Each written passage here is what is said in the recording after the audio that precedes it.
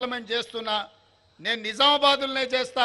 నా కోరుట్ల జగిత్యాల నిజామాబాద్ పార్లమెంట్లు ఉంది. నిజంగా రైతులకు నేను అండగా నిలబడాలి, పార్లమెంట్లో మాట్లాడాలి, పసుపు బోర్డును చక్కెర కర్మాగారాన్ని తెరిపించాలి, ఈ ప్రాంతాన్ని అభివృద్ధి పదం వైపు నడిపించాలి, రైతులకు గిట్టుబాటు ధర ఇవ్వాలి అని పెద్దలు జీవన్ రెడ్డి గారు చెప్పారు.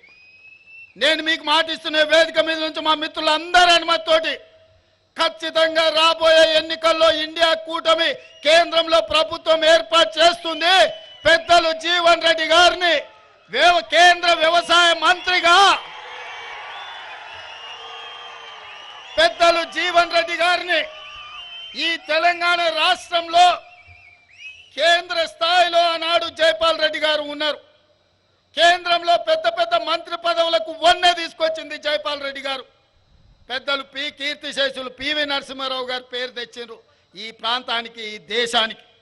ఇవాళ స్థాయిలో గౌరవం ఉన్నవాళ్ళు, ప్రజలకే అంకితమైన వాళ్ళు, సమస్యల పట్ల అవగాహన ఉన్నవాళ్ళు, రైతాంగాన్ని ఆదుకునే మనసున్న నాయకుడి తెలంగాణ రాష్ట్రంలోనే లేడు.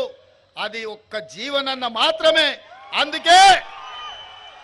అందుకే సోనియా గాంధీ గారిని, మల్లికార్జున్ ఖర్గే గారిని, రాహుల్ గాంధీ గారిని ఒప్పించి మెప్పించి నేను కేంద్ర వ్యవసాయ శాఖ మంత్రిగా జీవన్ రెడ్డి గారికి పదవిని తీసుకొచ్చే బాధ్యత నాది. మీ బిడ్డ మీకోసం కొట్లాడేటైన ఎవరినో అడుగో, ఎవడో సంతకం పెట్టో ఏదో నిర్ణయం చేయాలని తిరగాల్సిన పని లేదు. ఆయననే సొంతంగా సంతకం పెట్టి మీ చెరుకు కర్మాగారం, మీ పసుపు బోర్డును సాధించి సంతకం పెట్టే సత్తా జీవన్ రెడ్డి గారికి పార్టీ ఇస్తుంది.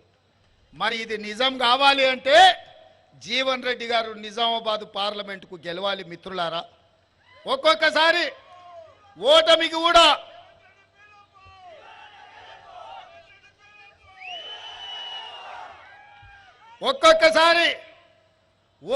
కూడా గెలుపులకు పునాదులేస్తాయి.